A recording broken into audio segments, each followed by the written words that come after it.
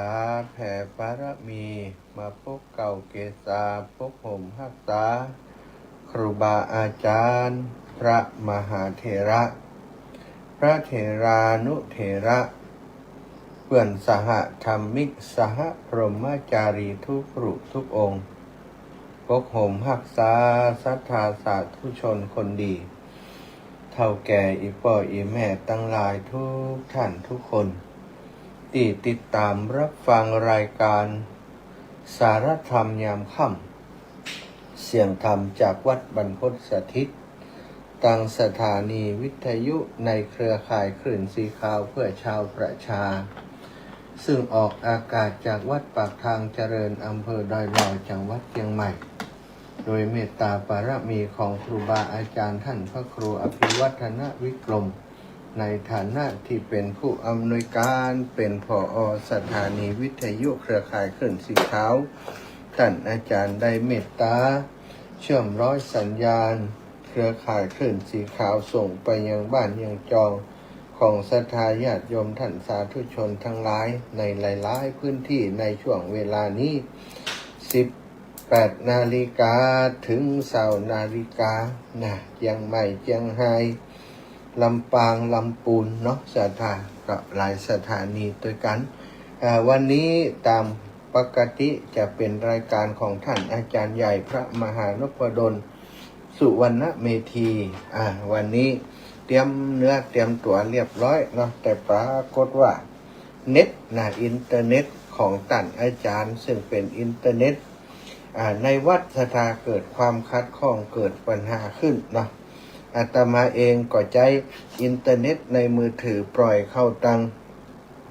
ปล่อยสัญญาณเข้าไปในโน้ตบุ๊กคอมพิวเตอร์ก็เลย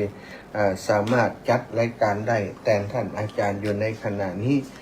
แต่ท่านอาจารย์บ่มีอินเทอร์เน็ตที่จะปล่อยเข้าไปในคอมพิวเตอร์เปิ่นเนาะ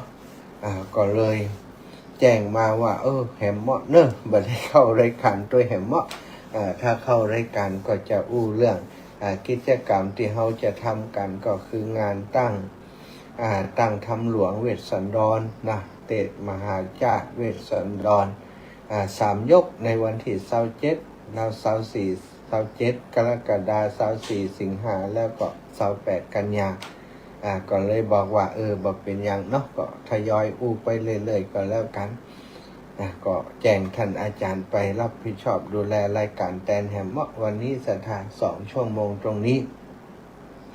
ก็ขอบคุณกับครูบาอาจารย์กราบนมัสการกราบถวายความเคารพแสดงความเคารพแสดงความนับถือโดยความเคารพจริงๆต่อครูบาอาจารย์ทุกรูปทุกองค์ที่เข้ามาฟังรายการโดยศรัทธาญาติโยมในคลื่นสถานีของเครือข่ายคลื่นสีขาวอยู่ในช่วงเวลาขณะนี้หลายคนก็อยากจะฟังน้ำธรรมจากท่านอาจารย์ใหญ่พระมหานพดลสุวรรณเมธีซึ่งเมินจะได้เข้ารายการเตือนหนึ่งเนาะบางเดือนก็แทบจะไม่ได้เข้าเลยโดยภาระธุระของอาจารย์ที่นักหนาเป็นผอ.วิทยาลัยสงฆ์เป็นเจ้าคณะอำเภอวังเหนืองานก็ล้นมือเป็นประธานสงฆ์เผยแผ่พระพุทธศาสนาของจังหวัดก็ขับเคลื่อนงานหลายด้านหลายอย่างทั้งงานอบรมงานบรรยายสมาธิสมถะกับวิปัสสนากรรมฐานที่ท่านอาจารย์ทำหน้าที่เป็นพระวิปัสสนาจารย์มาเมื่อนานอบรมหน่วยงานองค์กรต่างๆทุกวันศรัทธาเดียวก่อนโรงพยาบาลเดียวก่อนศาลเดียวก่อนหน่วยงานโน่นนั่นนี่โรงเรียนเป็นต้นก็ทำให้ภาระธุระของเปิ่นนักหนาป้านอยู่แต่ท่านอาจารย์ก็มีความตั้งใจที่จะเข้ารายการมาจัดรายการตรงนี้แต่วันนี้เกิดเหตุขัดข้องทางเทคนิคจริงๆเนื่องศรัทธาญาติโยมขอสุมาอภัยแทนครูบาอาจารย์ไว้วันอื่นๆถ้าเปิ่นสะดวกเนาะก็อาจจะมาในเวลาของอาตมาพ่องอย่างพ่องก็สลับสับเปลี่ยนกันไปพบปะกันวันนี้ศรัทธาอีพ่ออีแม่ตั้งหลายวันที่16แล้วเนาะ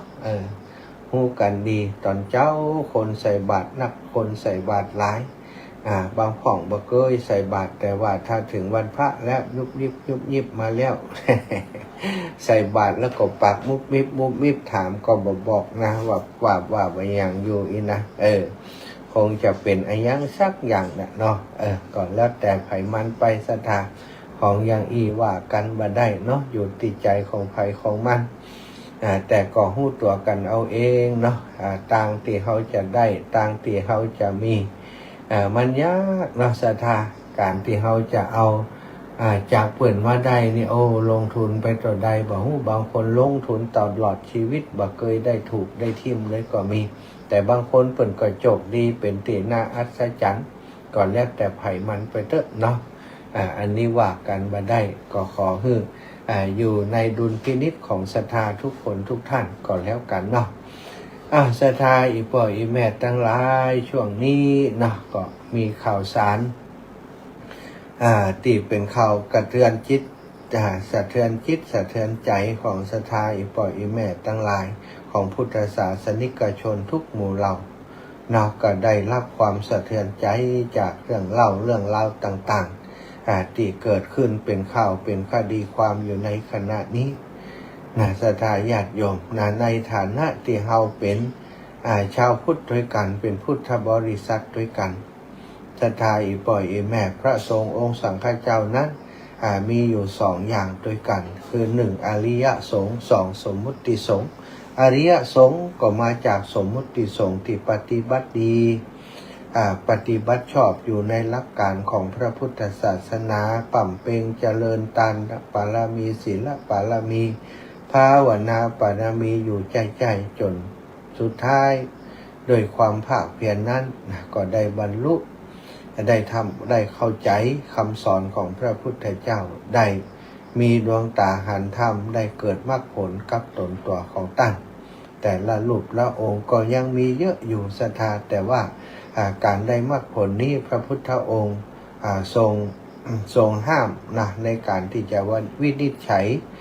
ในการที่จะอวดมันมีโอกาสที่จะกลายเป็นการอวดอุตริมนุสธรรมถ้าทำนั้นบ่มีในตัวแต่เฮาไปอวดว่าบัดเดี๋ยวนี้เฮาบรรลุธรรมแล้วก็บ่ต่างกันเนอะศรัทธาอุตริมนุสธรรมที่บ่มีในตนให้คนทั้งหลายหลงเชื่ออันนี้ก็เป็นข้อหนึ่งในการที่จะทำให้ขาดจากความเป็นภิกษุอันนี้โทษร้ายแรงเหมือนกันเหมือนกับโทษที่ศรัทธาได้ฟังข่าวอยู่นั้นการเสพเมถุนเป็นสิ่งที่ต้องห้ามในเพศบรรพชิตถ้าบรรพชิตไปทำอย่างนั้นก็คือกลายเป็นฆราวาสไปเลยทันที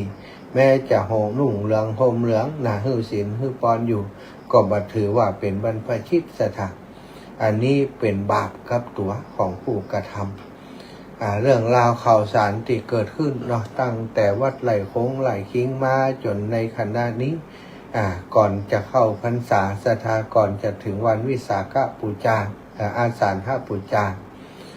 ก็กึดกันไว้แล้วว่าปีนี้เขาจะเล่นข่าวอะไรยังเพื่อทำลายชาวพุทธทำลายความเชื่อถือของพระพุทธศาสนาก็ปรากฏว่ามีเหตุมีมูลที่เขาได้ฟังข่าวกันเป็นเรื่องราวอย่างอีกเอาเปิ่นก็ขยี้ข่าวเอาข่าวมาลงทุกวันทุกแพลตฟอร์มศรัทธาทุกหน้าข่าวถ้าใครมีโทรศัพท์มือถือเล่น Facebook เล่นไลน์เนี่ยศรัทธาก็จะหันว่ามีคนแชร์เรื่องเหล่านี้แชร์บางคนแสดงความคิดเห็นเอาความคิดเห็นของตัวไปวิพากษ์วิจารณ์ไปตัดสินบุคคลที่ตกเป็นข่าวตามหน้าแพลตฟอร์มต่างๆต่าง Facebook ต่างไลน์ต่างYouTube ต่างสื่อต่างๆทุกอย่างที่มีขึ้นแม้กระทั่งใน TikTokบางคนก็ทำเป็นภาพ AI ล้อเลียนสถานใจกรรมที่บ่เหมาะสมต่อสถาบันพระพุทธศาสนามีการพาดพิงไปถึงพระสงฆ์ทุกรูปทุกองค์ศรัทธาอีพ่ออีแม่ทั้งหลายรูปที่เปิ้นดีรูปเปิ้นที่เปิ้นมีเมตตารูปที่เปิ้นบ่มีปัญหาอย่างกับเรื่องอย่างอีกก็พลอยได้รับผลกระทบไปตัว แต่เปิ่นจะหวั่นไหวหรือบ่หวั่นไหวนั่นก็เป็นเรื่องแต่ละบุคคลไปบางคนก็ตัดพ้อต่อว่าด้วยความน้อยอกน้อยใจว่าโอ้ที่สิ่งที่เฮาทำดีบ่หันว่าเลยคนทำบ่ดีคนเดียว2 คน3 คน9 คนเอาพระสงฆ์ตั้ง5-6 แสนคนมาด่ามาว่าเหมือนกันหมดสถานในเรื่องนี้เนาะอีปอยอีแม่ทั้งหลายอาตมาจะเปรียบเทียบให้ฟังง่ายๆเนาะเรื่องนี้เขาควรจะตั้งจิตตั้งรักอยู่อย่างใดอาตมาภาพตั้งแต่มีข่าวสารอย่างนี้เกิดขึ้นบัดได้แสดงความคิดเห็นสักอย่างลงไปใน Facebook ลงไปในไลน์เพราะอาตมาดูแล้วก็เอ็นดูคนถึง2 กลุ่มเนาะแล้วก็คนติผสมลงเข้าไปโดยเปิ่นไปด่าไปว่าใจคำติมันรุนแรง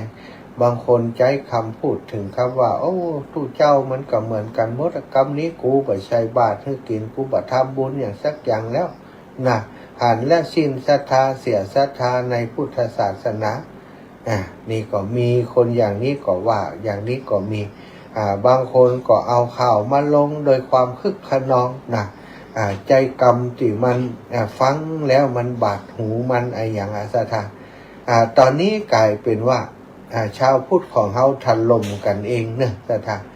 บัดเดี๋ยวนี้ศาสนาต่างๆในประเทศไทยมีหลายศาสนามีหลายความเชื่อมีหลายลัทธิเกิดขึ้นในประเทศไทยของเราบางศาสนาก็เป็นศาสนาที่กำลังต้องการที่จะยึดครองประเทศไทยยึดครองคนไทยทั้งหมดคือเป็นอยู่ภายใต้กฎระเบียบหรือว่าอยู่ภายใต้ศาสนาของเปิ่นใจทุกวิธีทางใจทุกอย่างบุคลากรของเปิ่นทุกอย่างเข้ามาแทรกแซงกิจการทางพระพุทธศาสนาสถานแม้กระทั่งผอ.สำนักพุทธบัดตอบบัดก่อนนี้มันต้องเป็นคนพูดอย่างเดียวบัดเดียวนี้ศาสนาอื่นมาเป็นสำนักพุทธเป็นผอ.สำนักพุทธก็เป็นตีแปลกใจศรัทธาญาติโยมทั้งหลายแล้วก็ได้หันเรื่องราวต่างๆที่เกิดขึ้นในบางประเทศที่บางศาสนาที่เปิ่นเข้าไปแล้วเนาะไปสร้างความขัดแย้งสร้างความแตกแยกแล้วก็เมื่อได้มวลชน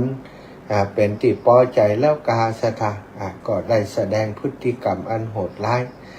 อย่างในประเทศหนึ่งในเอเชียของเราเนี่ยศรัทธาญาติโยมพระสงฆ์องค์สังฆเจ้าในพุทธศาสนาช่วงหนึ่งได้อ่อนแรงลงไปได้มีเรื่องราวที่บ่ค่อยบริสุทธิ์ต่อได้เกิดขึ้นในศาสนาของประเทศนั้นๆซึ่งสมัยก่อนนั้นมีพระสงฆ์อยู่เยอะมากถึงกับมีมหาวิทยาลัย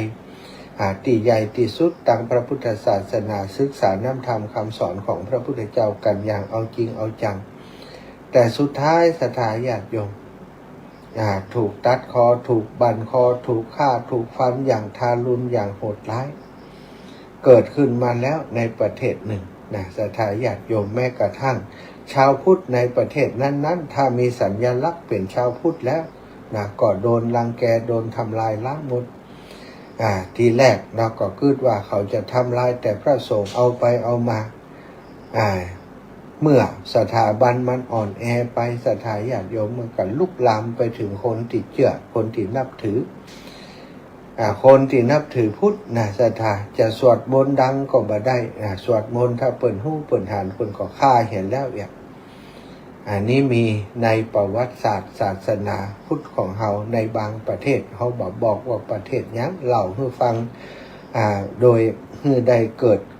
สติกันว่าศรัทธามาเดียวนี้บ้านเฮามันก็ใกล้เข้ามานะอีปออีแม่สถานการณ์ในประเทศไทยนี้ก็เป็นข้อบ่งชี้ให้เฮาได้หู้ได้หันหลายเรื่องหลายประการที่เกิดขึ้นกับเปื้อนร่วมชาติร่วมศาสนากับเฮาบางพื้นที่ที่ถูกกลุ่มที่เรียกว่ามากลุ่มศาสนาบางศาสนาเข้าไปทำลายล้างอันนี้เป็นคนพูดโลกฆ่าเปิ่นเหี้ยทำลายเปิ่นโดยวิธีการต่างๆได้ข่มขู่ได้กระทำทุกอย่างยึดเอาทรัพย์สินของเปิ่นศรัทธา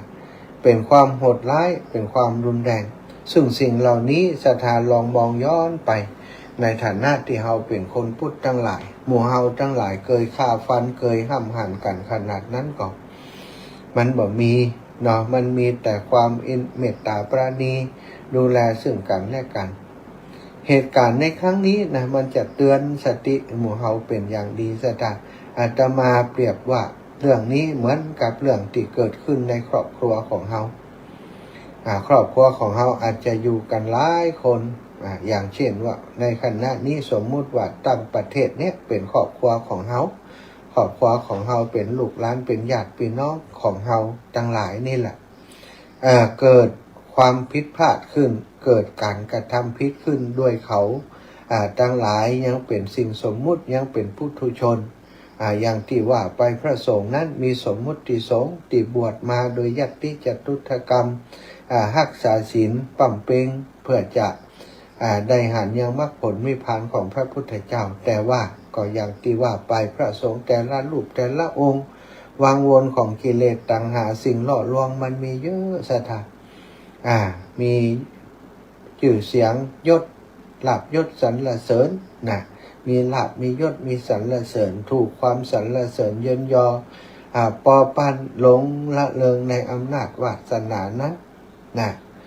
เมื่อเขาปล่อยตัวปล่อยใจไปตามกิเลสตัณหาเริ่มจากตั้งแต่การที่ชอบยศทรัพย์ชื่อเสียงต่างๆแล้วก็มีคนไปพี่นอกพี่เทามีคนไปยกย่องไปเชิดชูหลวงพ่อเจ้าคุณอย่างนู้นอย่างนี้กราบจะได้บักกราบเตือหนังไปเข้าไปหานี่ศรัทธาญาติโยม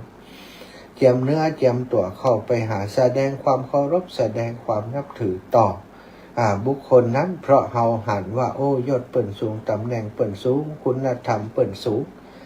ก็ได้เคารพนับถือนี่โดยความบริสุทธิ์ใจแต่พอมีเรื่องตีในตั้งหลังฉากของเปิ่นพุทธออกมากลายเป็นว่าโอ้บ่ใจอย่างที่เฮากึดไปสักกรรมยศตำแหน่งบ่ได้จิตใจบ่ได้สูงขึ้นไปตามยศตำแหน่งตามตำแหน่งนั้นบางรูปบางองค์ที่เฮาหันในข่าวนั่นแหละศรัทธาญาติโยมเพราะว่าเกิดความพลั้งพลาดต่อกิเลสต่อตัณหาต่อราคะกามอารมณ์ที่มันเกิดขึ้นในจิตในใจตนเกิดคู่ต่อสู้เกิดสิ่งที่มากระทบจากฝ่ายตรงข้ามซึ่งฝ่ายตรงข้ามก็ถูกครอบงำโดยกิเลสเหมือนกันมีกิเลสตัณหามีอวิชชาครอบงำหาวิธีเพื่อจะทำให้ตัวเองดำรงอยู่สนองกิเลสของตัวเองก็เข้าไปพัวพันกับพระสงฆ์กลุ่มหนึ่งที่มีเรื่องราวในข่าวสารต่างๆนั้นถ้าเราเข้าใจเรื่องนี้ดีๆถ้ามองอย่างหู้ตันมองอย่างหู้ตันเขาก็จะเข้าใจว่าโอ้คนเราถ้าปล่อยจิตปล่อยใจเริ่มจากเป็นคนที่แสวงหาลาภสักการะในศาสนานี้ว่าเป็นผู้สันโดษต้องการมีชื่อเสียงดังยิ่งขึ้นไปเป็นระดับนั้นแล้วก็อยากขึ้นไปแหมอยากขึ้นไปแหมอยากจะขึ้นไปแหมอยากจะเหนือคนตั้งหลายเพื่ออายังก็เพื่อต้องการให้คนตั้งหลายยอมรับนับถือเพื่อจะให้คนตั้งหลายอยู่ใต้อำนาจบารมีของตัวเองคนเฮาเมื่อเสพซ่องเสพอยู่กับอำนาจอยู่กับวาสนาแล้วก็บ่ได้ปฏิบัติบ่ได้มีความเมตตาบ่ได้เป็นผู้ที่ปั่มเปงอย่างแท้จริงตามคำสอนของพระพุทธเจ้าเป็นผู้บ่ได้สันโดษในเสนาสนะในความเป็นอยู่ในสิ่งต่างๆสถานสมณะคือผู้ที่สงบนิ่งผู้ปฏิบัติเพื่อความสงบเพื่อจะละซึ่งความมักใหญ่ไฟสูงแต่ว่าสงฆ์ส่วนใหญ่ที่ผ่านมาที่เฮาหันส่วนใหญ่ศรัทธาส่วนที่ดีอยู่ก็มีเยอะมากแหละแต่ส่วนหนึ่งส่วนหนึ่งที่หลงในอำนาจวาสนาสิ่งที่เพิ่นบอกว่าหมวกที่สวมเข้าไปหรือว่าถ้าจะแบบชาวโลกเพิ่นก็ว่าหัวโขนที่สวมใส่เข้าไป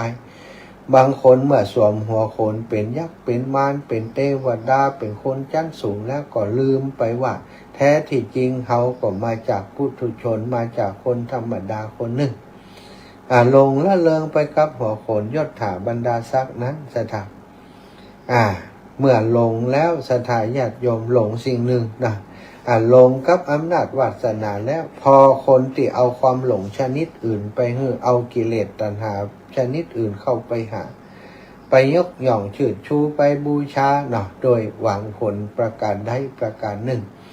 ไปหลอกล่อโดยคำอันอ่อนหวานโดยยาพิษโดยน้ำผึ้งติดเชื้อโดยยาพิษต่างๆราคะคือพิษนักศรัทธาสำหรับพระสงฆ์องค์สังฆเจ้าที่ปฏิบัติเพื่อความหลุดพ้นสิ่งเหล่านี้เป็นสิ่งที่พระพุทธองค์ทรงตรัสห้ามแล้วห้ามอีกในการปฏิบัติต่อสตรีเพศทั้งหลายแม้กระทั่งเป็นแม่ศรัทธาเป็นแม่เป็นมารดาเนี่ยที่ยังหนุ่มแน่นอยู่ก็ดีอายุนักแล้วก็ดีการปฏิบัติต้องอยู่ในขอบเขตได้อยู่ในระยะที่มันดีการบังคับต้องเนื้อกายของผู้หญิงก็เป็นสิ่งหนึ่งที่ห้ามไว้เพราะอย่างศรัทธาอย่างเช่นการประเคนกายอย่างการต่างๆเนี่ยทำไมเปิดให้ใจพาในการประเคนในอดีตสมัยก่อนอาจจะบ่มีการใจพาอย่างนี้ศรัทธาก็ห้ามประเคนธรรมดาเนี่ยแต่ครูบาอาจารย์รุ่นหลังมาเปิดก็ว่าใจพาประเคนนั้นมันปลอดภัยดีจะได้บัดถูกสัมผัสจะได้บ่มีการสัมผัสถูกเนื้อต้องตัวกับมาตุคามมาตุคามก็คือเพศแม่ของเฮามันเป็นเพศตรงข้ามที่มีแรงดึงดูดต่อกันศรัทธาแม่ยิงก็ชอบปล่อยใจมีแรงดึงดูดครับปล่อยใจหรือว่าเพศตรงข้ามที่ตัวเองชื่นชอบอยู่นั้นปล่อยใจก็เช่นเดียวกันศรัทธาแม้แต่เสียงของผู้หญิงได้ยินแล้วได้ยินแล้วยิ่งเป็นคำที่อ่อนหวานกันเนี่ยค้าอย่างพวกนี้ต่างๆนี่ก็ไปกระตุ้นต่อ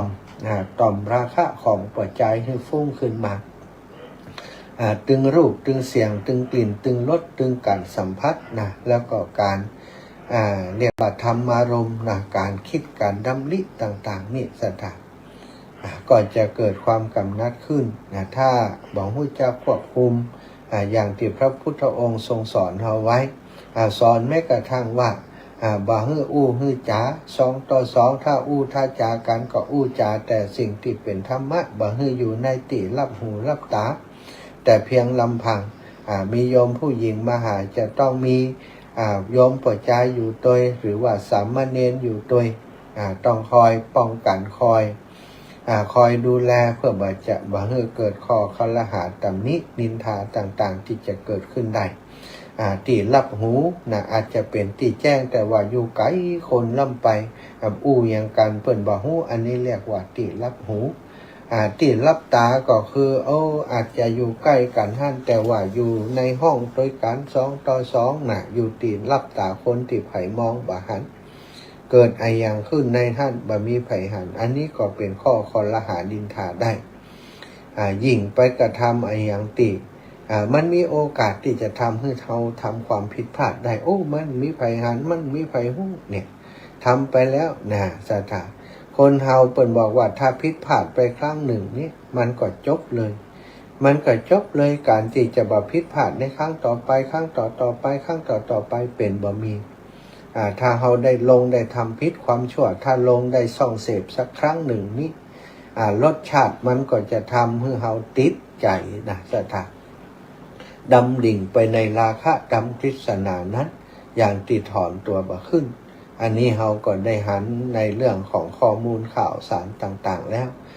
ในส่วนหนึ่งถ้าเรามองอย่างเป็นธรรมศรัทธาญาติโยมในยุคสมัยที่มันผ่านมาเนื่องจากบ่มีลาภยศสรรเสริญเกิดกับวงการคณะสงฆ์ล้ำไปการที่พระสงฆ์ปฏิบัติดีปฏิบัติชอบนั้นบ่ค่อยได้รับความสนใจบ่ได้รับโอกาสไปได้รับความใส่ใจจากประชาชนคนปฏิบัติทั้งหลายแต่ถ้าพระสงฆ์ที่เนี่ยอย่างแปลกๆทำอย่างหรือว่าแม้กระทั่งคนที่เป็นมีตำแหน่งสูงบอกว่าระดับใดละศรัทธาตำแหน่งสูงเป็นพระราชาคณะการสูงขึ้นไปก็มักจะมีส่วนทำเปิ่นเลิงในอำนาจในวาสนานะ คิดว่าทำผิดแล้วก็สามารถจะเอาตัวรอดได้เพราะหนึ่งมีทรัพย์สองมีอำนาจวาสนามีลูกศิษย์ลูกหาเป็นนายพลนายพันอย่างอีกเป็นต้นก็บอกกลัวความผิดต่างๆความจริงนั้นศรัทธาญาติโยมทั้งหลายสิ่งตั้งนอกนี่บ่สำคัญต่อสิ่งที่ตั้งในเขาเป็นภายในนี่รักษาศีลของพระพุทธเจ้านั้นอยู่ตีลับตีมืดเขาก็หู้ดีจะมีคนหู้มีคนหันหรือว่าบ่หู้บ่หันถ้าเขาทำไปแล้วก็ผิดศีลทั้งนั้นศรัทธาผิดศีลไปแล้วไม่จำเป็นต้องมีคนตัดศีลศรัทธาเหยเขาจะหู้ด้วยตัวเองอย่างปาราชิกสี่นี่ถ้าเขาทำผิดล่วงละเมิดไปแค่ครั้งเดียวนี่นะศรัทธาแค่ครั้งเดียวเนี่ยก็คือจบแล้วขาดจากความเป็นภิกษุไปแล้วปาราชิกสี่การเสพไม่ถูกอุตริมนุสธรรมฆ่าพ่อฆ่าแม่ทำเลือดพระพุทธเจ้าห่อนี่อันนี้คือคำมนุษย์ในศรัทธาปาราชิกโดยบัดต้องรอคำตัดสินอย่างเลยจะหนุ่งเหลืองห่มเหลืองอยู่ก็บ่ถือว่าเป็นพระนะศรัทธาบ่ถือว่าเป็นพระนี่คือทำวินัยว่าอย่างนี้นะคนอื่นจะถือจะกราบจะไหว้จะสาแต่ว่าคนนั้นเหมือนกับนักแสดงไม่ใช่พระแล้วนะอยู่ในวัดอยู่ในกุฏิอยู่ในวิหารนำสวดมนต์ไหว้พระอยู่เปิ่นก็บ่ถือว่าเป็นพระแล้วนี่คนที่ทำความผิดอย่างนี้จะหู้ตัวโดยตัวเองดีมีอยู่ครั้งหนึ่งในสมัยพุทธกาลศรัทธาก็มีภิกษุทุศีลแบบนี้นะแล้วก็อยู่ในกลุ่มของภิกษุทั้งหลายซึ่งเข้าไปเฝ้าพระพุทธเจ้าพระพุทธองค์ก็ทรงแสดงธรรมเรื่องหนึ่งเกี่ยวกับคนที่ทุศีลการทุศีลเปิ่นบอกว่าการที่เฮาเป็นคนบ่มีศีลแล้วทำตัวประหนึ่งว่าเป็นผู้มีศีลให้คนทั้งหลายทำข้าวน้ำโภชนาอาหารมาถวายเฮากินข้าวเปิ่นไปเฮากินข้าวเปิ่นไปเหมือนกับการที่เฮาได้กลืนเอาก้อนเล็กร้อนๆกินน้ำเปิ่นไปก็เหมือนตื่นเอาน้ำที่เป็นก้อนเล็กร้อนๆเข้าไปในร่างกายการที่ยอมกลืนก้อนเล็กที่ร้อนการที่กลืนสิ่งต่างๆที่เป็นความร้อนลุกโจโลเข้าไปในร่างกายยังดีกว่าการทุศีลบุคคลผู้ทุศีลย่อมจะบ่ไปบุคคลที่หลอกลวงโลกทุศีลบ่ได้ปฏิบัติศีลจริงบ่ได้ปฏิบัติบ่ได้บวชมาเพื่อจะแสวงหาหนทางอันที่จะไปสู่ความหลุดพ้นบ่ได้บวชมาเพื่อจะปฏิบัติศาสนกิจต่างๆให้ถูกต้องตามพระธรรมวินัยบ่ได้เป็นผู้สันโดษโดยปัจจัยสี่เป็นผู้มากในปัจจัยสี่ต่างๆศรัทธาเป็นผู้บ่สำรวมระวังในความประพฤติต่างๆเป็นผู้ทุศีลว่าชัดๆก็ทุศีลบุคคลอย่างนี้แม้จะบวชอยู่ก็บ่ถือว่าเป็นนักบวชทุศีลไปแล้วทำให้ศีลขาดไปแล้วบ่ใช่นักบวชจะได้รับความทุกข์ทรมานแม้อยู่ในภพนี้ชาตินี้ก็ทุกข์ทรมานละจากอัตภาพนี้ต้องไปเสวยวิบากกรรมในนั้นเมื่อพระองค์แสดงจบไปแล้วภิกษุที่ตั้งอยู่ในศีลได้บรรลุเป็นพระอรหันต์ส่วนคนที่ทุศีลตั้งหลายศรัทธาเลือดอุ่นๆพุ่งออกมาจากท้องพุ่งออกมาจากปากตายไปในหันอย่างเปิ่นว่าบ้านเฮาก็ถ้าดูหนังจีนก็ถาดไฟแตกความชั่วที่เกิดขึ้นในจิตในสายเผาล้นตัวอยู่ในใจอยู่ในตัวเกิดการสำนึกขึ้นไปถึงบาปกรรมที่ตัวเองกระทำในการหลอกลวงเปิ่นใจชีวิตบ่ใจภิกษุแต่ว่าปฏิญาณตนว่าเป็นภิกษุทำให้ถึงแก่ความตายต่อหน้าพระพักตร์ไปหลายรูปหลายองค์ในเรื่องในอัตถกถาก็บอกว่าเป็นจำนวนมากเนี่ยสถามากตัวใดบอกว่า500อิโลถ้าสมัยก่อนถ้ามันนับเปิ่นก็บ่นับเป็นคนเปิ่นนับรวมโจรตั้งแต่30-40 คนเปิ่นก็ว่าโจร500จะเป็นลักษณะนั้นการนับจำนวนของคนสมัยนั้นเนาะนี่สถายปล่อยแม่ตั้งหลายกรรมที่เปิ่นกระทำเปิ่นก็ได้รับเปิ่นไปแล้วถ้าเฮาจินตนาการเลยว่าเฮา สมมุติเอาว่าโอ้ถ้าหากเป็นพี่น้องเฮาจะทำอย่างไรเฮาจะกระนำซ้ำเติมเขาหรือว่าเฮาจะให้กำลังใจเขาในเมื่อผิดแล้วก็ต่อจากนี้ไปกับตัวกับใจเสียไม่เปลี่ยนเพศจากสมณะมาเป็นกาลวาสแล้วยอมรับความจริงแล้วตั้งใจทำคุณงามความดีไปช่วยเหลือสังคมเอาความรู้ต่างๆที่ห้ำเฮียนมาสร้างประโยชน์ให้กับสังคมจะไปมีลูกมีเมียไผก็หว่าแล้วสถานแต่บัดเดี๋ยวนี้ดูแล้วก็หันว่าจะมีโทษทางการเมืองโดยนะทางกฎหมายโดยนี่เพราะมีปัญหาเรื่องทรัพย์เรื่องการยักยอกทรัพย์เรื่องอย่างต่างๆถ้าตามธรรมวินัยก็คือซึกออกไปกับจบข่าวแล้วไปเป็นฆราวาสญาติโยมก็บอกเกี่ยวกับศีล227แล้วเนาะอันนี้อีปอยอีแมททั้งหลายเขาต้องฟังข่าวแล้วเขาจะต้องบัดเสริมนะเขาต้องบัดเติมบัดใส่ไข่บัดแสดงความบัดแสดงความโซซะติเขาหันแล้วเขาพอใจเขาจังเขาเกลียดเขานี่ถ้าเกิดเป็นคนในครอบครัวของเขาเป็นลูกเป็นเต้าเป็นไอ้ยังติเขาอยู่ด้วยกันอย่างเนี้ยนะเขาจะจะได้เขาจะปกป้องเขาจะดูแลจะทำคือเขาได้มีความสำนึกหรือว่าเขาจะไปซ้ำเติมเขาการซ้ำเติมเขานะสถานการซ้ำเติมเขาการด่าการบริพาทการอย่างต่างๆนั้นคือจริงๆแล้วเขาบอกหู้ลอกที่เขาด่าอยู่ทางบ้านเยิงหรือว่าโพสต์ลงไปใน Facebook ในไลน์ต่างๆใจกรรมบัสุภาพไปนะสถานโดยความสะใจสิ่งเหล่านั้นถ้าเป็นลูกเต้าของเฮาถ้าเป็นคนในครอบครัวของเฮาจะกล้าทำก่อนสถานอันนี้ศาสนาเฮาเป็นพุทธบริษัทนี่ศาสนาพุทธเป็นศาสนาที่เฮานับถือถ้าเฮาไปผสมลงโดยเปิ่นคนต่างศาสนาที่เปิ่นต้องการบ่อนทำลายเฮายิ้มสบายใจไข่หัวข้าตบอกนะสถานหันคนนั้นคนนี้เปิ่นโพดไปจะไปแชร์ก็ดีอย่างก็ดีแสดงว่าเขามีส่วนร่วมในการเผยแพร่ข้อมูลอันบดีนั้นไปสู่โลกโซเชียลต่างๆแพร่เขาสร้างความขัดแย้งขึ้นในตัวเขาคนในสังคมขึ้นในกลุ่มต่างๆที่มีความนับถือคนที่บ่นับถือคนที่ลังเลอยู่ก็พลอยติเสื่อมศรัทธาเสื่อมความนับถือต่อพระสงฆ์ไปอย่าลืมว่าพระสงฆ์เป็นสมมุติสงฆ์นาสถาที่ปฏิบัติดีเป็นน้ำดีที่เข้ามาสู่ศาสนาก็มีเยอะก็เหมือนกับเฮามีลูกนั่นแหละทำไมมันบ่เหมือนกันลูกบางคนก็ดีลูกบางคนก็ไออย่างไปเหี้ยเลี้ยงจะดีอย่างจะดีไปติดยุกติดยาเนี่ยไปหาเรื่องเข้ามาครอบครัวอยู่ตลอดอย่างใดก็ตามเขาก็ยังฮืออภัยเขาฮือยังดูแลเขาอยู่การซ้ำเติมเป็นสิ่งที่มันบ่ก่อผลดีฮือกับชาวพุทธองค์กรพุทธของเขาแต่การแก้ไขต่างหากการรักษาส่วนที่ยังมีอยู่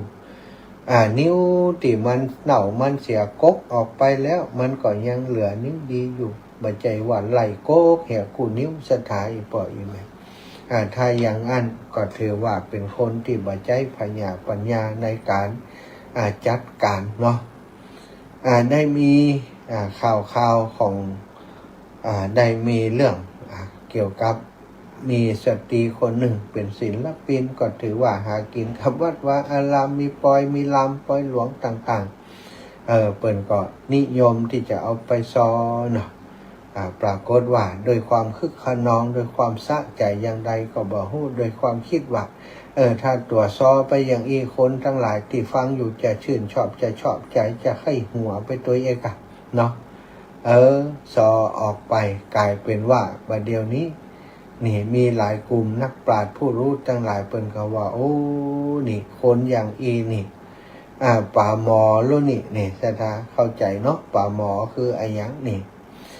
แล้วก็เป็นคนติดตัดน้ำถมตังห่างของตัวเก่าตังของตัวเก่าลาบเรียบลาบลื่นเป็นอย่างนี้มีการมีงานมีกินมีตานที่ไหนเปิ้นก็เรียกใจบริการ บัดเดียวนี้กลายเป็นตัดหนามไปถมตังตัวเก่าจะมีงานหนักอย่างเก่านี่ก็คงจะยากแล้วอันนี้ก็เป็นตัวอย่างหนึ่งเนาะของการที่ระมัดระวังในการสื่อสารต่างๆแล้วก็คิดว่ามันจะเป็นเรื่องดีกันเนาะปฏิทำอย่างนั้นพิจารณาให้ดีเตอร์สถานะยิกเล็บก็เจ็บเนื้อสถายิกเนื้อตัวเก่ามันก็เจ็บติกายตัวเก่าเจ็บติใจตัวเก่าเฮามีแผลอยู่ในตัวของเฮาแล้วศาสนาของเฮาองค์กรของเฮาเกิดแผลขึ้นเฮาต้องช่วยกันเยียวยาช่วยกันหาอย่างมาใส่มาแพะบ่ใจมีหน้าที่ในการไปทำให้แผลมันขยายขึ้นให้มันเน่าเฟะฟอนเฟะไปยิ่งขึ้นถ้าอย่างนั้นเฮาจะถือว่าเฮาเป็นผู้ที่นับถือพระรัตนตรัยนับถือพระพุทธเจ้าพระธรรมเจ้าพระสังฆเจ้าเป็นรัตนะได้อย่างไรเนาะเพื่อทานต่างหลายนี่ก็เป็นข้อคิดสะกิดเตือนใจนะเป็นความเห็นส่วนตัวก็ได้นะแต่ว่าเป็นความเห็นที่อยากจะให้ศรัทธาได้มองให้หันภาพเนาะภาพใหญ่มองให้หันเป็นภาพที่เฮาไปมีส่วนร่วมอยู่ในหั่นนะเพราะเป็นศาสนาที่หมู่เฮานับถือมาเช่นปูมอนย่ามอนของเฮาแล้วเกิดปัญหาขึ้นมาในองค์กรในศาสนาของเฮามีหน้าที่ในช่วยกันประคับประคองสร้างความเข้าใจสร้างความเห็นที่ถูกต้องให้กับสังคมคนบดีมันจึงมีอยู่ทุกวงการแต่เรื่องนี้เป็นสิ่งที่ทำให้คนได้ตาสว่างคนได้มองเห็นว่าโอ้อำนาจวาสนาจริงๆแล้วนะมันเป็นตัวทำลายนี่พระพุทธองค์ทรงตรัสไว้แล้วแต่เมื่อมาเนี่ยโลกกระทำเนี่ยลาภยศสรรเสริญสุขนี่มันเป็นสิ่งที่ทำให้คนคล้องหรือว่าลงหรือว่าติดอยู่ในโลกเป็นพระภิกษุทรงองค์สังฆเจ้าเขาไปติดยศถาบรรดาศักดิ์อย่างต่างๆที่เหมือนกับเรื่องของโลกเปิ่นก็เลยกลายเป็นลุกลามมาจนเป็นถึงประมาทในการประพฤติปฏิบัติแล้วก็เกิดเรื่องราวอย่างนี้เนาะก็หวังว่าเรื่องนี้จะเป็นบทเรียนให้กับพระสงฆ์องค์สังฆเจ้าและก็ศรัทธาญาติโยมได้มองให้หันผลที่จะเกิดขึ้นเนาะคนที่กระทำต้นเรื่องต้นเหตุนั้นเนาะก็ได้ถูกจับถูกยับนะสุดท้ายก็ต้องไปนอนในคุกบ่มีความสุขจากนี้ไปแม้แต่วันเดียวก็แล้วกันเนี่ยแล้วก็ลูกเต้าครอบครัวพ่อแม่ก็ได้รับความเดือดร้อนไปโดยเขาหมดเลยศรัทธาญาติโยมทั้งหลายอันเนี้ยเปิดห้องว่ากรรมและผลของกรรมเมื่อมันบัดแสดงผลก็คิดว่าโอ้มันจะทำให้เฮานี้อยู่อย่างสุขสบายมีความสุขนะในความทุกข์ของหลายๆคนของคนอื่นอย่างนี้เนาะวันนี้ก็ปาลบเรื่องนี้เป็นข้อคิดสะกิดเตือนใจให้เราได้ตั้งสติเพื่อจะประคับประคองดูแลซึ่งกันและกันอย่าไปคิดว่าพระสงฆ์องค์สังฆเจ้านะถ้าเราอยู่ในหมู่บ้านชุมชนใดเราเป็นคณะศรัทธาที่นั่นต้องมีโอกาสต้องมีส่วนในการที่จะตกแต่งถ้าหันอายังที่มันบ่ชอบมาพากลแล้วบอกใดก็บอกเตือนใดก็เตือนโดยความเมตตาบ่ใจว่าโดยความอิจฉาริษยาดาทออันนั้นบ่ใจถ้าเขาเตือนด้วยความเมตตาถ้าเพิ่นได้สติก็จะทำให้เกิดการเปลี่ยนแปลงนะจะได้กลายเป็นคนมีหิริโอตตัปปะมีความละอายต่อบาปมีความเก่งกาจต่อบาปโอ้ศรัทธาเปิ่นหู้โลนี่ความประพฤติของเฮาโอ้บัดท่าแล้วบัดดีแล้วปรับปรุงเปลี่ยนแปลงตัวเองการฮื้อคำแนะนำการตักเตือนสิ่งสำคัญที่จะต้องมีคือความเมตตาเนาะศรัทธาแม้เรื่องราวจะผ่านไปเกิดขึ้นแล้วสิ่งที่จะต้องแก้ไขก็คือใจเมตตาเป็นหลักเนี่ยตามหลักของพระพุทธศาสนาแบ่งปันเวลาให้โซมาแสดงความคิดเห็นรายงานผลการรับฟังเนาะรายงานผลการรับฟังว่าฟังอยู่ที่ไหนทั้งใดชัดดีบ่ชัดดีอย่างใดก็โทรมาแจ้งกันจิมเนอร์0808844173 ก็ขอเป็นกำลังใจให้ศรัทธาญาติโยมทุกคนเขาได้ผ่าฟันวิกฤตศรัทธา ไปด้วยกันเนาะหลายคนก็ถูกโจมตีเหมือนกันหันก็ ไปวัดมึงเฮ้ยหอมทุเจ้าน่ะเปิ่นเนี่ยอย่างหอมมดน่ะวันหนึ่งมึงเอ้ยทุเจ้ามึงก็จะเป็นอย่างนี้ บางคนก็ท้อแท้ในหัวใจไปก็มีนะอ้าวแฟนฟันแท้ นมัสการครับผมแฟนพันธุ์แท้ครั โอ้ บ สาธุชัดเจนดีก่อเจียงใหม่ โอ้ฝ่ายหินนี่ชัดแจ๋วเลยครับเนาะดังไก่ขนาดเลยครับเนาะ โอ้สาธุ โอ้ม่วนดีครับท่านเทศนินเนาะ ม่วนเนาะ ม่วนขนาดเลยครับเนาะ ม่วนจะได้นี่ฮะอู้เรื่องเขียด โอ้ อยู่นี่ ฝนกระตุกเลยนี่ม่วนขนาดเลยครับฟังท่านเนาะ ไปเอลสำเบิงด้วยกันเนอะเดี๋ยวจะออกกัน อะไร แล้ว ครับ วันที่20นี่นะไปตานเกียง คนขี้จุบัดใจแฟนพันธุ์แต้นี่หึ นมัสการครับ สาธุบุญรักษา ครับ แฟนพันธุ์แท้ อันนี้เปิ่นรักฟังแท้นะนี่เจริญปอนโยมแม่บวกที่ท่าโป เจ้าเจ้าสาวเจ้าทำ เจ้าแม่ เจ้าแม่ อย่างที่ทำว่ามันเนาะเอาก็พร้อมกับพวกมันกับแบบนี้ ใจเนาะครูบาอาจารย์ที่เปิ่นเป็นที่เปิ่งที่ หน้าไป นี่ ที่ เป็น ใจมุ้นโทรมาแม่จะมาหงห่อนะ เจ้า มุ้นทำหมาเด้นี่ก็เจ้าบูชาร วมกันมาเนาะอีแม่ประกาศไปก่อนแล้วก็เดี๋ยวรวมเอาแม่เอาจดแล้วก็เอามาให้ มีแม่ก็เร็วใจอุด100แล้วถ้าพูดระบบเนาะ พระพุทธรูปนี่อันตั้งเจ้าภาพเปิ่นจะดูแลถ้าเขาจะหอมเปิ่นก็ได้ไหม เดี๋ยวตรงหมูจ้าข้าวสมุนเดี๋ยวนี่ก่อนเนาะ เจ้าแม่ ตรงหมูจ้าแม่มาเร็วใจอุด100แม่ถนอมน้ำมง100ก็เลยปงเห็ด100บอกขี่ทับโป้100ก็แม่สมพรใช้เหรียญ100ถ้าพูดสรุปอะมีแม่ถนอม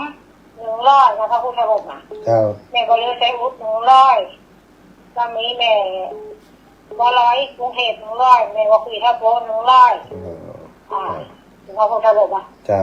เห็นตู้มูลซานั้นได้อยู่500แล้วค่ะ เจ้า โทรมาก็แม่ว่าพี่อู้ก็แม่เข้าวันเอาวันนี้เนี่ยเดี๋ยวเลยบอกเดี๋ยวคือพังเนาะมันคิดอย่างน้อยเนาะ เจ้าสาธุขอบคุณนะแม่เนอะ เจ้าดีว่าตรงนี้แล้ว สาธุเจ้า เขาบอกผมมาได้ยังพระพุทธ เจ้า เจ้าต้องบอกที่นะ เจ้าแม่ตะโต๊ะหมูชุดใหญ่ศรัทธาญาติโยมไปพอราคาเปิ่นแล้วเปิงใจเนาะวัสดุที่เปิ่นทำก็มั่นคงสีสันที่ทำก็งามมีการแกะสลักลายอย่างต่างๆที่ดูมันเหมาะที่จะเป็นสถานที่รองรับพระพุทธรูปอันเป็นศาสรูปปิมปาของพระสัมมาสัมพุทธเจ้าราคาก่อน 14,000 บาทเนาะอันนี้ก็คงจะศรัทธาสมทบเล็กๆน้อยๆก็จะได้แบ่งเบากันไปภายที่โอ้อีแม่ตั้งใจจะตานอันนี้แล้วอีนะ ขอคนเดียวได้ก็อีนะอันนี้ก็มือนะสมทบสมทบกันอินดูคนที่เป็นอยากหอมไปปีน้องบ้านแม่ห่างเจ้าฟังยังไม่ได้ทำนะฮะ ฟังอยู่ชัดเจนดีเนาะ เจ้าสักทีนี้สบายดีหวังกัน ดีผ่องละอีแม่ก็ยังร่างกายธรรมดาน้องเท่าแล้วมันถึงเป็นจุกจิกแต่ไม่สนใจมันนัก แม่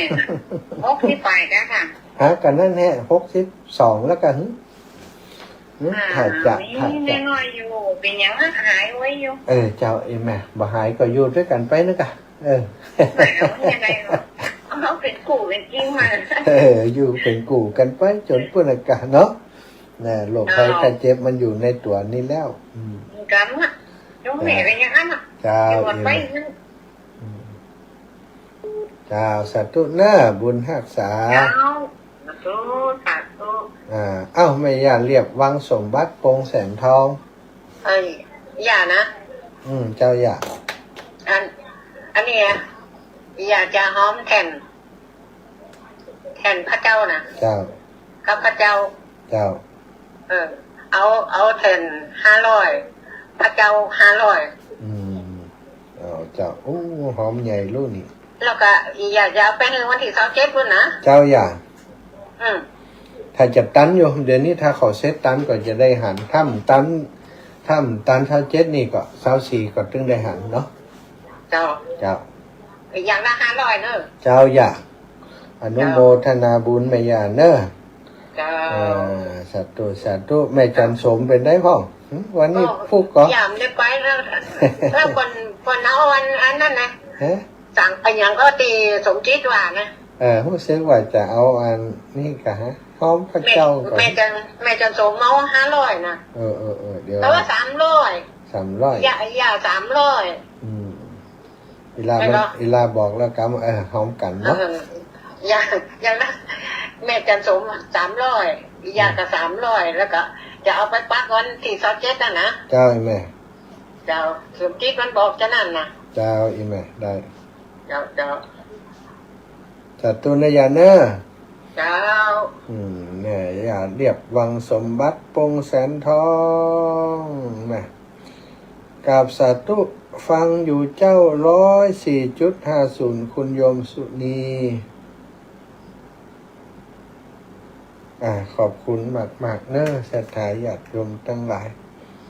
ติดได้ติดตามรับฟังรายการกันนะอย่างต่อเนื่อง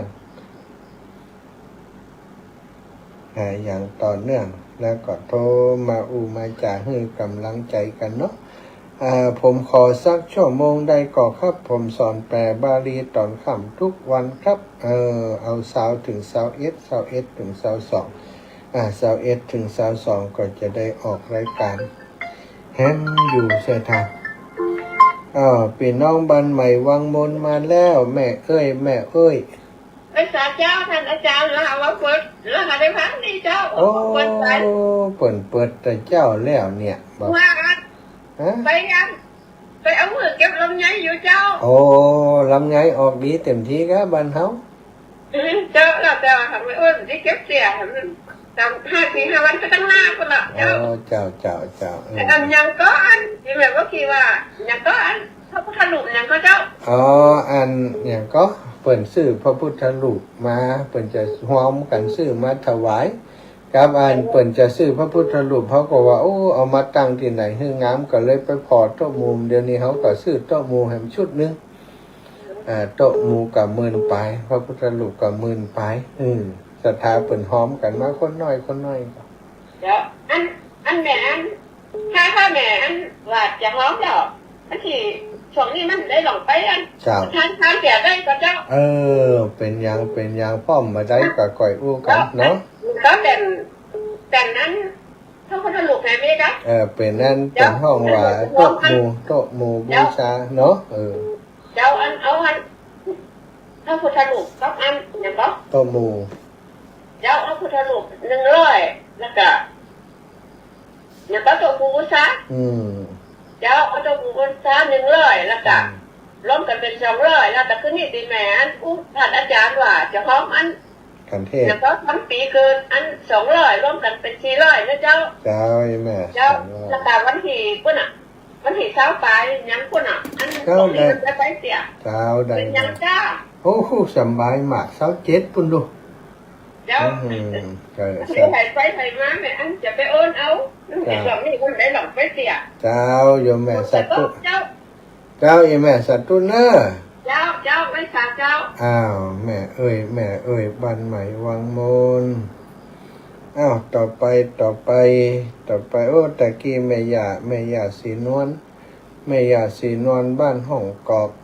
แม่ย่าฮับเลยเนอะฮับเลยตะกี้อย่าโทรมาสายมันซ่อนกันฮับบัดตันตอนนี้อย่าฮับได้เลยฮับไปเลยเก่งใจมะละอย่านี่อย่าเก่งใจมันก็ฮับจะโทรมาคนเดียวศรัทธาญาติโยมเอาละเนาะช่วงนี้พักเบรกสักกำเนาะพักเบรกฟังเพลงและเข้ารายการสักกำฝากเพลงเข้ารายการเพลงอะไรอย่างดีเพลงอะไรอย่างดังแม่สีนอนมาแล้วยะเลินปอนโยมแม่อาจารย์มาแล้วนี่ มาคนเดียว ว่า อาจารย์มาได้ไงอ่ะ ตอนแรกก็จบที่พักเป็น เห็นแม่พิษวิทยุก่อน แต่คือเลยอย่าง ปิดวิทยุก่อนว่า ถ้ามาตังนี้มาหาจิมแม่ยาว่าได้ อาจารย์มาได้ไงอาจารย์ เจ้า อาจารย์มาได้ไงเขาแบบว่าไม่รู้ เจ้าได้กะได้ พาไปห้องเนี่ยจะได้ไปบุกนี่มึงหนีนะบุก ล่ะถ้าจะได้มาอยู่ก็แม่บุญเกียรติแม่ยังก็อันแม่กงแม่ตีมีรถเนี่ยแม่คำมีเนาะแม่คำมีกาจุมที่จะมาเป็นในจะห้องจังไป แต่ตู้เจ้าอีแม่ได้เนอะแต่ตัวโอ้แม่กันหาบัวตูมรับแหมสายหนึ่งเนอะเดี๋ยวจะพักกันก่อนแม่กันหาบัวตูม เจ้าไหว้จ่าข้าท่าน เจ้า อันจะทำบุญในเจ้าหมู่บูชาสัมภาษณ์ทำบุญเท่าไหร่จ้ะ เจ้าอีแม่ ถ้าอย่างละ50 บาทเจ้า แม่กันหาบัวตูม เจ้าหมู50พระพุทธรูป50 50 บวก 50เนาะเป็น100เนาะ เจ้า สาธุนะแม่เนอะ ที่น้อยหอยน้อยก็ทำน้อยอย่างได้ดู อย่างเอี้ยเอาตามแรงของเขาอีแม่ เจ้าอันไหว้จ่าเจ้า เจ้าแม่ เจ้า